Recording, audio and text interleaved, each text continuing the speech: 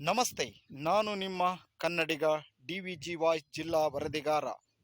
ಇಂದು ರಾಜ್ಯದಾದ್ಯಂತ ಕೆಲವೊಂದು ಸಂಘಟನೆಗಳು ST ಮೀಸಲು ಕ್ಷೇತ್ರದಿಂದ ಗೆದ್ದಿರುವಂಥ MP MLAಗಳಿಗೆ ಒಂದು ಮನವಿಯನ್ನು ನೀಡ್ತಾ ಇದ್ದಾರೆ.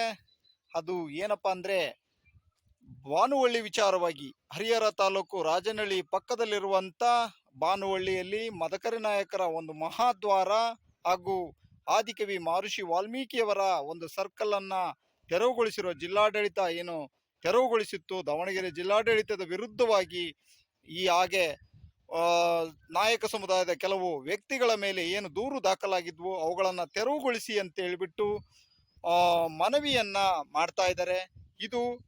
ಈ ಒಂದು ಮನವಿಗೆ ST ಮೀಸಲು ಕ್ಷೇತ್ರದಿಂದ ಗೆದ್ದಿರ್ತಕ್ಕಂಥ MP MLAಗಳು ಸ್ಪಂದಿಸ್ತಾರ?